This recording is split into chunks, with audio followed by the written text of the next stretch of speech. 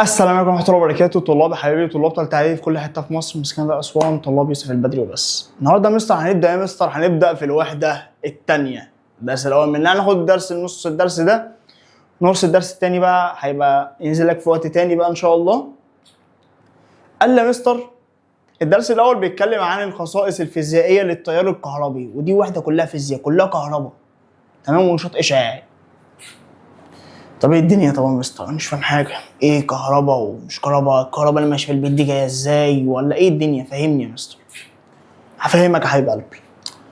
اول حاجه يا مستر، التيار الكهربي ده بيبقى عباره عن فيض من الشحنات. ايه هي الشحنات اصلا؟ مش احنا عندنا الكترونات نواه وبيدور حول الالكترونات، تمام؟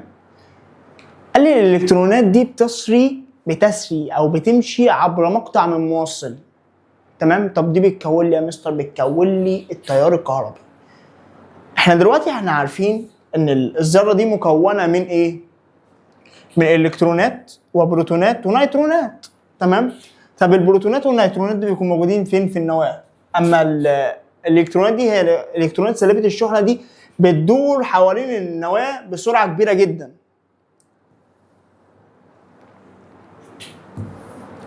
قال لي اللي بيحصل لما امشي سلك في كهرباء ايه اللي يحصل؟ قلت له مستر اللي بيحصل ان في الكترونات بتمشي جواه. طب ازاي يا مستر؟ ازاي الالكترونات بتمشي زي الناس يا حبيب قلبي؟ قال لي هو ايه معنى التيار الكهربي؟ قال لي هو تدفق من الشحنات الكهربائيه السالبه اللي هي الالكترونات في ماده موصل سلك معدني. قال لي ماذا يحدث عند انعدام أو ضعف قوة التجاذب في الذرات بين النواة والإلكترونات في مستوى الطاقة الأخير؟ قال لي إيه اللي هيحصل يا مستر؟ قال لي تتحرر هذه الإلكترونات وتصبح الإلكترونات حرة. قال لي طب إيه المسؤول عن سريان التيار الكهربي؟ قلت له الإلكترونات الحرة. قال لي الدائرة البسيطة. قال لي الدائرة البسيطة يا مستر هنا مكونة لي من إيه يا مستر؟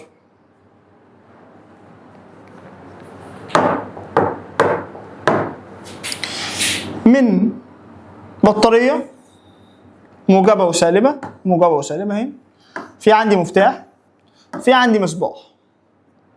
قال لي اهو، قال لي في هنا بطارية، في مفتاح،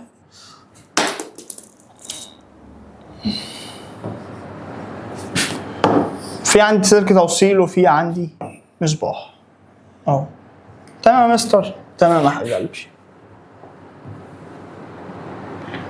قال لي المصباح الكهربي ده الشكل بتاعه بيكون شكله في الدايره كده، تمام، او الرمز بتاعه في الدايره بيكون كده كده.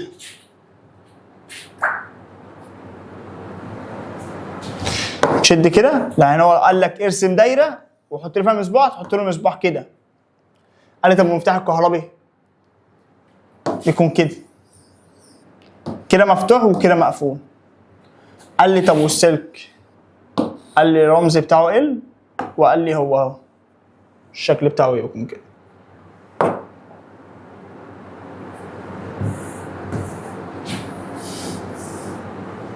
قال لي العمود الكهربي يا مستر او البطاريه بيكون شكلها كده، موجب وسالب الاتنين جنب بعض. قال لي طب البطاريه بيكون كده عمودين، اما دي بيكون عمود كهربي واحد. قال لي يعني اذا البطاريه دي مكونه من 2 عمود كهربي؟ قال لي اه. قال لي الخصائص الفيزيائيه للتيار الكهربي. قال لي اول حاجه يا مستر كده هندرس شده التيار الكهربي وفرق الجهد والمقاومه الكهربائيه. طب تابع معايا يا حبيب قلبي. قال لي اولا التيار الكهربي، قال لي التيار الكهربي يا مستر كميه كهربيه اللي هي مقدار الشحنه الكهربائيه المتدفقه عبر مقطع من موصل خلال وحده زمن قدرها 1 ثانيه. قال لي يعني التيار الكهربي ده بتكون كميه كهربيه متدفقه عبر مقطع من موصل خلال زمن قدره 1 ثانيه. قال لي طب الكميه الكهربيه دي يا مستر بنرمز لها برمز ايه؟ قال لي برمز كاف. قال لي طب وشده التيار الكهربي؟ قال لي بالانجلش يعني مع كرنت. قال لي بنرمز لها بالرمز ت. قال لي طب والزمن اللي هو التايم بنرمز له بالرمز زين. قال لي يعني هو مستر قال لي وحدة قياس شدة التيار امبير، الزمن وحدة قياسه الثانية. كمية الكهربية يا مستر، كمية الكهربية وحدة قياسها الكولوم. قال لي يجي لك سؤال في الامتحان ما هو الامبير؟ اقول له مستر هو وحدة قياس ايه؟ وحدة قياس شدة التيار. طبعا ما تكتبوش كده. قال لي هو وحدة قياس شدة التيار الناتجة عن مرور كمية كهربية مقدارها 1 كولوم عبر مقطع من موصل في زمن قدره 1 ثانية. قال لي ما هو الكولوم؟ قلت له الكولوم هو شحنة كهربية المنقولة بتيار ثابت شدته 1 أمبير في 1 ثانية. قال لي مستر عندي 3 مثلثات من هما مثلث واحد، حفظت أي حاجة فيهم هعرف أحل أي حاجة. يعني دلوقتي أهو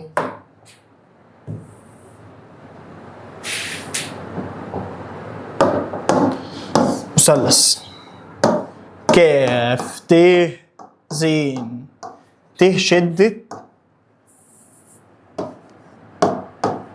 التيار، كاف يعني كمية الكهرباء، زين يعني زمن. ده بيتقاس بيه يا مستر؟ قال لي ده بيتقاس بالأمبير.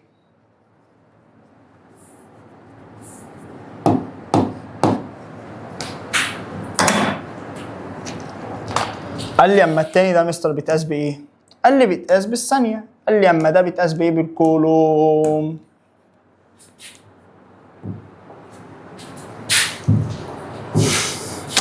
انا احب الواحد الفوشتونيك كده، الولد المنظم المحترم ابن الناس المتربي.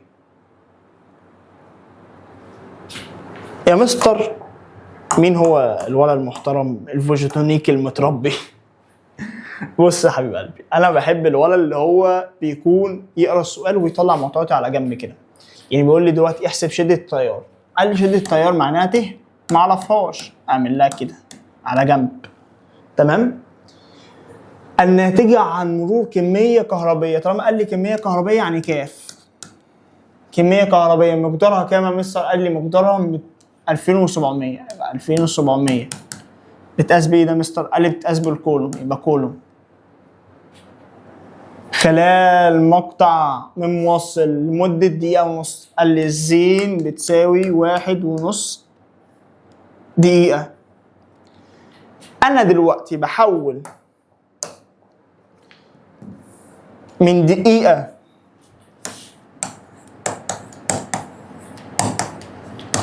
لثانية. بعمل إيه يا مستر؟ بضرب في 60.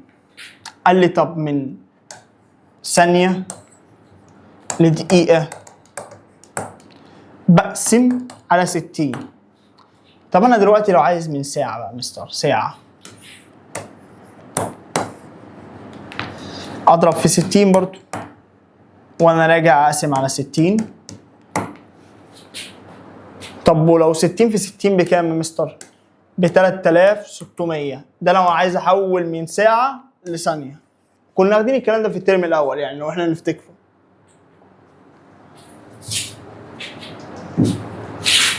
تمام يا فيجيتونيكا متربي؟ تمام يا حبيب قلبي. بعد ما طلعنا المعطيات هنحول من 1.5 هنضربه في 60 يبقى كده 90 ثانية. قال لي شدة التيار الكهربي تساوي إيه؟ قال لي دلوقتي عندنا المثلث أهو بتاعنا كاف ت س. كاف دي يا مستر كمية الكهربية اللي هي مقدارها عندنا كام هنا؟ 2700. قال لي طب والت دي يا مستر انا معرفهاش. طب والزمن؟ الزمن يا مستر عبارة عن 90 ثانية. فلما نحسب يا مستر يطلع لي في الاخر 30 امبير. قال لي 2 احسب كمية الكهرباء المتدفقة عبر مقطع من موصل يمر به تيار شدته 2 امبير لمدة 10 ثواني. قال لي الحل يا مستر. قال لي انا بحب اللي يكتب الولد الفوتونيك المتربي اللي بيكتب المعطيات على جنب. كتبنا المعطيات يا مستر. كمية الكهرباء بتساوي شدة التيار في الزمن. شدة التيار عندنا ب2 والزمن عندي ب10 ثانية. يبقى كده خلاص السؤال اتحل.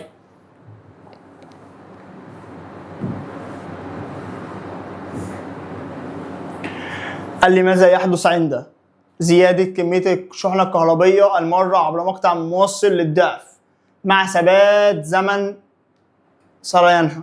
قال لي مستر انا دلوقتي لو زودت كمية الكهربية للضعف ايه اللي هيحصل؟ قال لي هتزيد كمية شدة التيار للضعف.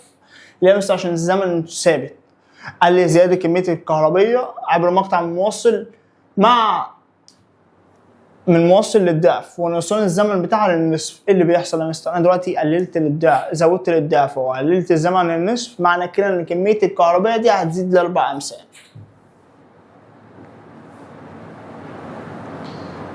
قال لي حاجه حلوه كده مثلا، قال لي علاقه من شده التيار وكميه الكهربيه دي علاقه طرديه عند ثبوت الزمن. قال لي العلاقه من شده التيار الكهربي والزمن ده بتبقى علاقه يا مستر، بتبقى علاقه عكسيه. قال لي شده التيار يا مستر ده احنا بنقيسه بجهاز اسمه الاميتر. الاميتر ده جهاز بنقيس بيه شده التيار الكهربي. تمام يا حبيب قلبي؟ بيبقى شكله كده، وده فعلا بنشتغل بيه في المعمل. لو جه ده رمز ايه؟ ده المصباح الكهربي. وده رمزه ايه؟ ده رمز الاميتر اللي هو الايه؟ قال لي يوصل الطرف السالب للاميتر اللي هو الاسود بالقطب السالب، والتاني بالقطب الموجب اللي هو الاحمر. قال لي ثانيا فرق الجهد. قال لي فرق الجهد يا مستر ده، قال الجهد الكهربي الموصل وحالة الموصل الكهربي التي تبين انتقال الكهربية منه أو إليه إذا ما وصل بموصل آخر. قال لي يعني هو دلوقتي لو وصل بموصل آخر حالة الكهرباء دي بتنتقل. تمام يا حبيب قلبي؟ قال لي تمام يا مستر. قال لي أهو. قال لي بالنسبة للحرارة، قال لي في الحرارة يا مستر تنتقل الحرارة من الجسم الأعلى للقلب، وهنا برضو نفس الكلام. قال لي فرق الجهد. قال لي فرق الجهد يا مستر ده مقدار الشغل المبذول لنقل كمية كهربية اللي هي الشحنة الكهربية مقدارها 1 كولوم بين طرفي الموصل. يعني دلوقتي لو جبت وليكن برميل مية، أنا عايز أنقله من هنا للحيطة مثلا عندي، مش همسكه وهفضل ماشي بيه ببذل شغل وببذل مجهود، صح ولا غلط؟ صح يا مستر. لغايه لما احطه هناك، فانا كده بنقل. طب كده مش بحتاج طاقه وبحتاج شغل، صح؟ وانا كده مش ببذل شغل، صح؟ قال لي فرق طاقتي هنا او الشغل اللي انا بذلته هنا وفرق الشغل اللي انا بذلته هناك ده اللي هو فرق الجهد. قال لي طب ده بيساوي ايه يا مستر؟ قال لي فرق الجهد ده بيساوي الشغل المبذول على كميه الكهربيه. قال لي يعني الشغل المبذول يا مستر، قال لي الشغل ش عين، قسم ده كده هنا ج وهنا ك. قال لي وحده قياس الشغل، وقال لي وحده قياس الجيم ده اللي هو فرق الجهد اللي هو الفولت.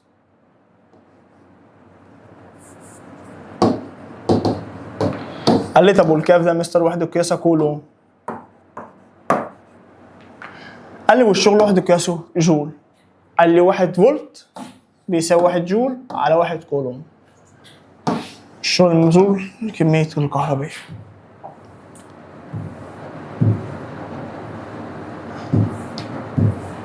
أنا عايز مثال يا مستر. أنا أحب أحل الأمثلة، اديني في أمثلة أنا أحل.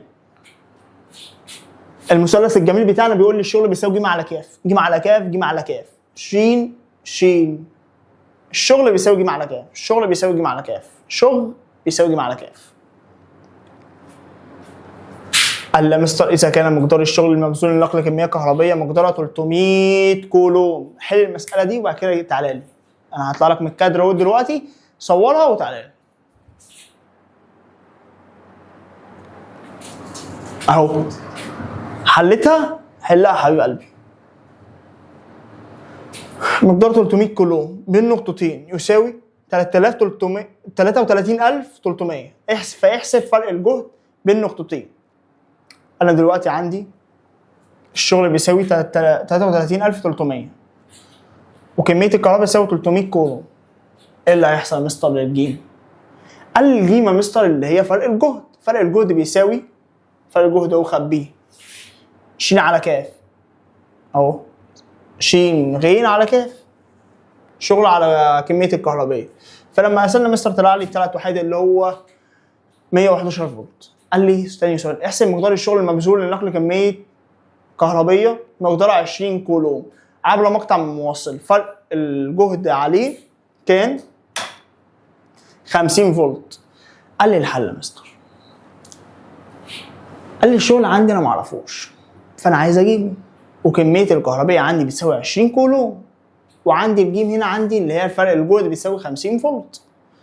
قال لي الشغل مش الشغل المبذول بخبيه كده انا عايزه، يبقى جيم في كاف، يبقى هي جيم في كاف، 50 في 20 بتساوي 1000. قال لي يا مستر في عندنا برضو جهاز اسمه الفولتميتر. قال لي الفولتميتر ده مستر بنقيس بيه الفرق الجهد. قال لي طب ده مستر ايه اللي بيحصل او ايه اللي بيتعمل؟ قال لي بنوصله على التوازي. مثلا عايز اقيس مثلا على مقاومه، عايز اقيس على مصباح، كلام من ده، فبوصله على التوازي معاها. قال لي والطرف الموجب ده بسالب بنوديه بسالب البطاريه، والتاني ده بموجب البطاريه. وبكده نكون خلصنا درس النهارده. عايزك تركز كده وتراجع. اهم حاجه يكون انت اتفرجت على المراجعه بتاعت الوحده الاولى كويس وحليت عليها وظبطت دنيتك علشان تعرف تكمل معانا وتجيب الفول مارك في علوم. وبكده نكون خلصنا درس النهارده. كان الله بالسر عليم. مع السلامه.